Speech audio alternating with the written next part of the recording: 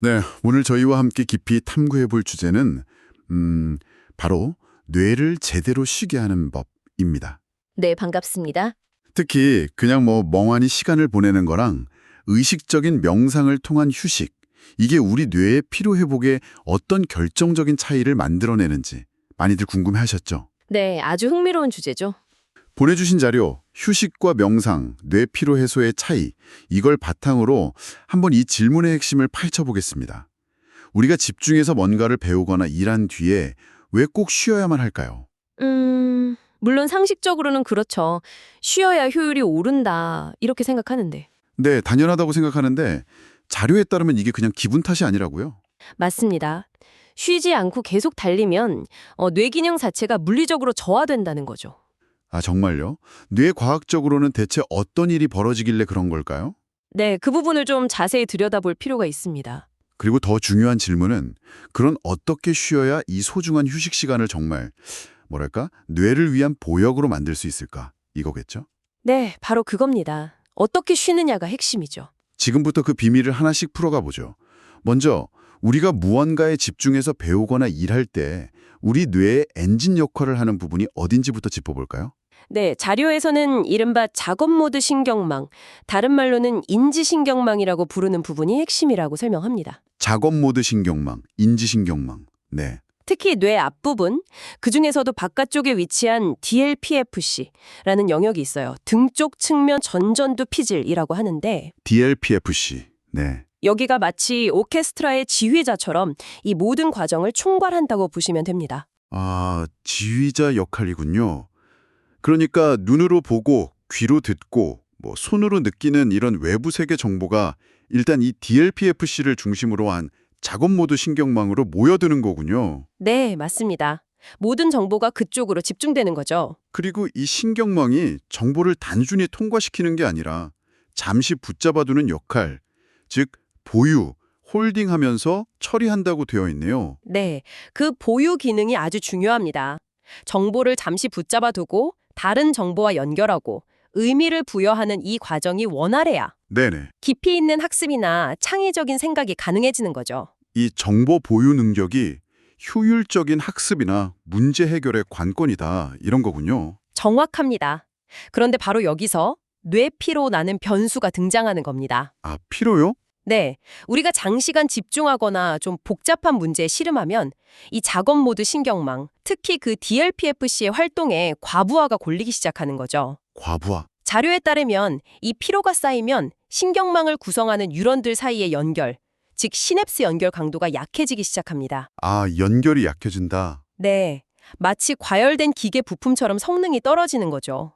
피로가 아주 심해지면 일부 연결은 일시적으로 끊어지기도 하고요. 끊어지기까지 하는군요. 네, 이렇게 되면 아까 말씀드린 핵심 기능, 정보를 잠시 붙잡아두는 보유 능력, 그리고 그 정보를 조작하고 처리하는 능력이 현저히 떨어지게 됩니다. 아, 그래서 공부를 오래 하거나 좀 어려운 문제에 집중하다 보면 머리가 멍해지는 느낌이 드는 거군요. 바로 그겁니다. 방금 읽거나 들은 내용도 기억이 잘 안 나고 막 여러 가지 정보를 종합해서 판단하는 게 어려워지는 경험, 저도 있거든요. 누구나 경험하죠. 그게 바로 작업 모드 신경망의 연결이 약해지고 정보 보유 능력이 떨어졌기 때문이다, 이 말씀이시죠? 정확합니다.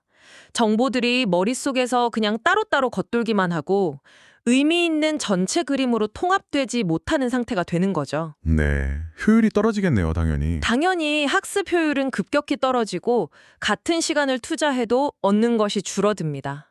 이런 상태에서 계속 밀어붙이는 건 밑 빠진 독에 물 붓기나 다름없죠. 그렇죠. 그래서 주기적인 휴식이 반드시 필요한 겁니다.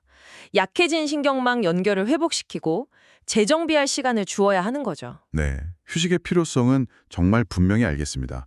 그럼 이제 중요한 건 어떻게 쉬느냐 하는 문제인데요. 네, 맞아요. 그게 중요하죠. 하던 일을 딱 멈추고 예를 들어 그냥 가만히 앉아서 멍을 때린다고 한번 가정해보죠.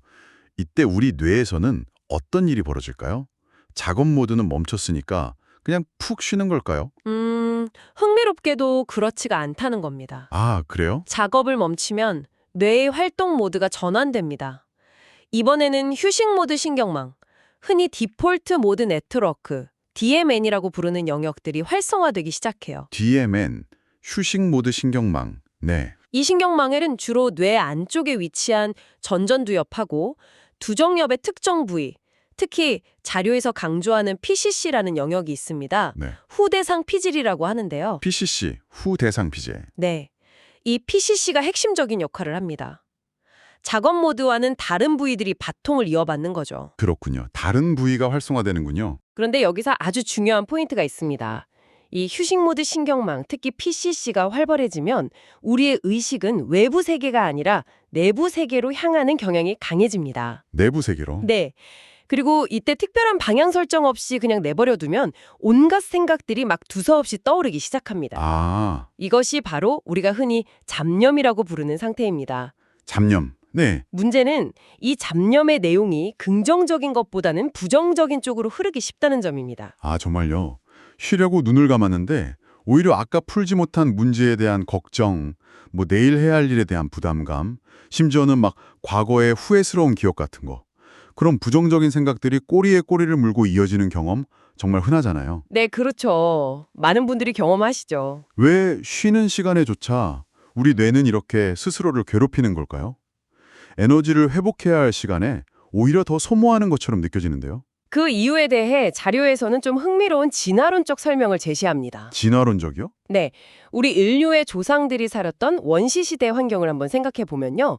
생존이라는 게 끊임없는 위협 속에서 이루어졌잖아요. 그렇죠.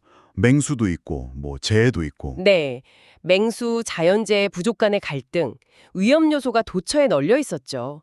이런 환경에서는 최악의 상황을 미리 상상하고 대비하는 부정적인 예측이나 걱정이 오히려 생존 가능성을 높이는 데 유리했을 수 있다는 겁니다. 아, 낙관적인 생각만 하다가 위험에 대처 못하는 것보다 미리 걱정하는 게 나았을 수 있다. 그렇죠. 훨씬 안전했겠죠.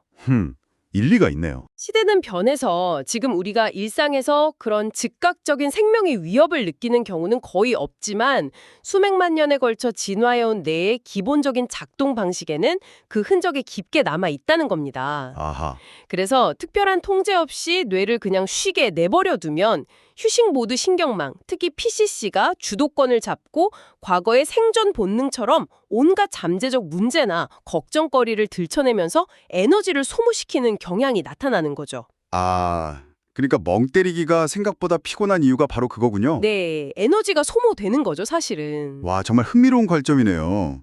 그러니까 현대 사회에서는 사실 불필요해진 걱정 회로가 휴식 시간에 자동으로 돌아가면서 정작 회복되어야 할 뇌 에너지를 갉아먹고 있다. 이런 이야기네요. 네, 그렇게 볼 수 있습니다. 열심히 공부나 일하느라 에너지를 썼는데 쉬는 시간에도 잡념 때문에 에너지가 줄줄 새고 있다면 이건 정말 비효율적인 휴식인데요. 맞습니다. 제대로 쉬는 게 아니죠. 그럼 이 잡념 발전소 같은 PCC의 활동을 좀 잠재우고 진정으로 뇌를 회복시키는 휴식을 하려면 어떻게 해야 할까요? 바로 그 지점에서 제시하는 해답이 명상, 더 정확히는 이완된 집중 상태를 통한 휴식입니다. 이완된 집중. 네, 핵심은 아무 생각도 안 하려고 막 애쓰는 것이 아니라 편안한 상태에서 특정한 대상, 예를 들면 뭐 호흡 같은 것에 가볍게 주의를 기울이는 겁니다.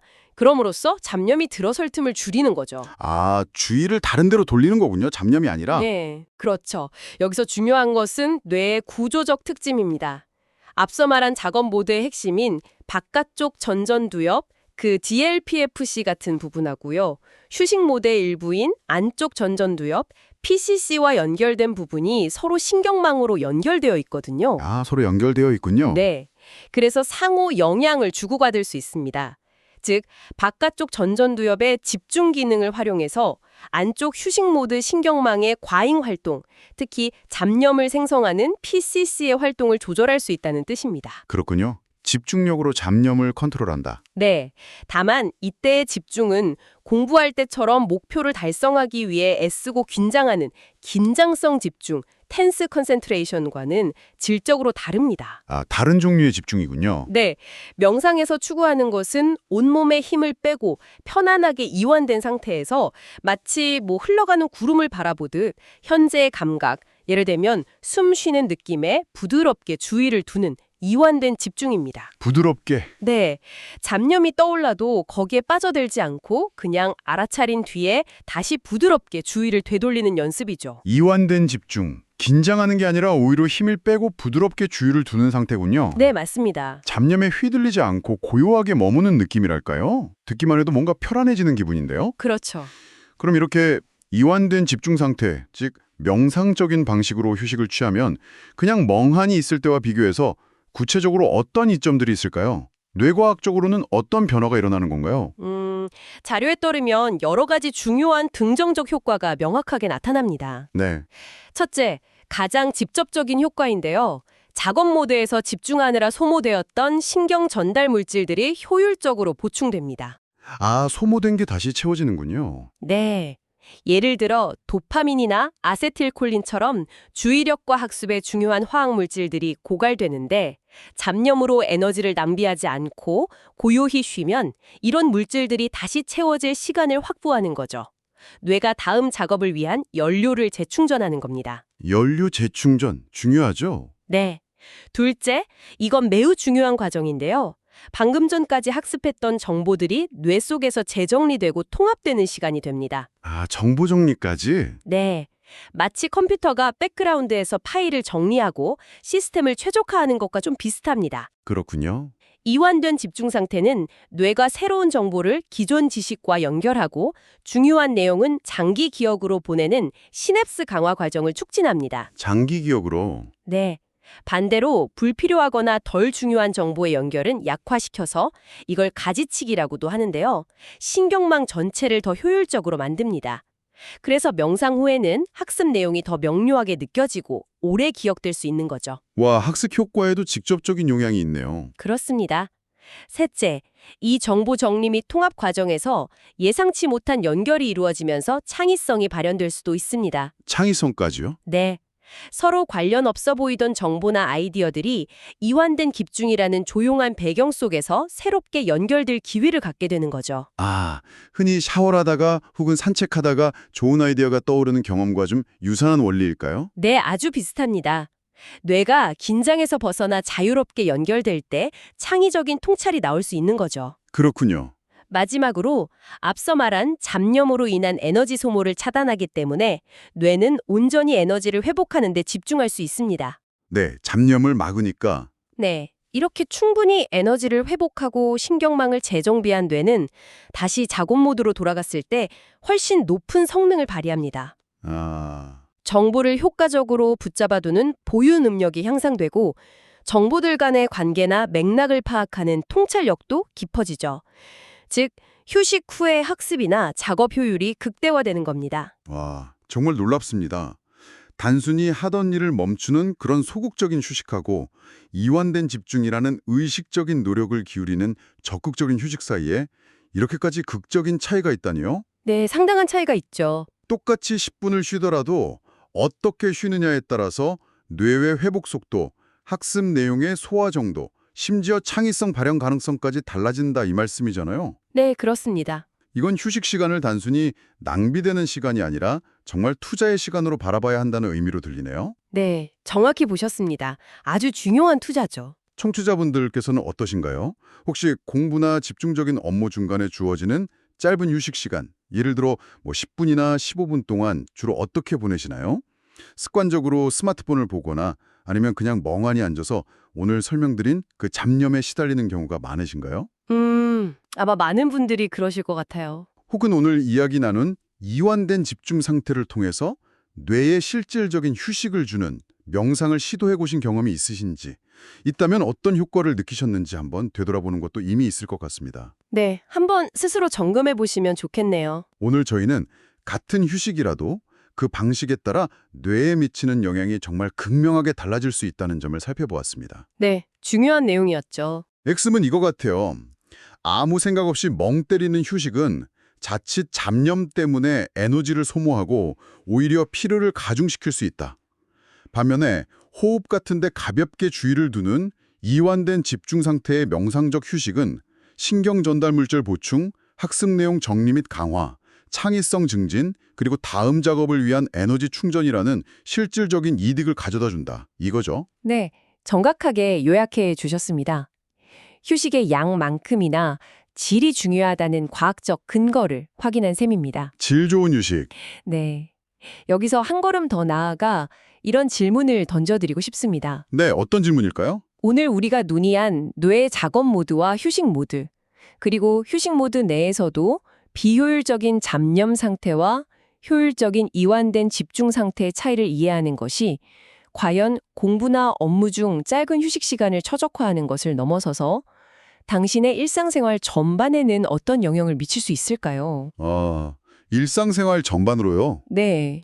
예를 들어 하루를 시작할 때나 잠들기 전 혹은 스트레스를 받는 상황에서 이 이완된 집중의 원리를 어떻게 적용해서 정신적 에너지를 관리하고 감정적인 동요를 줄일 수 있을까요?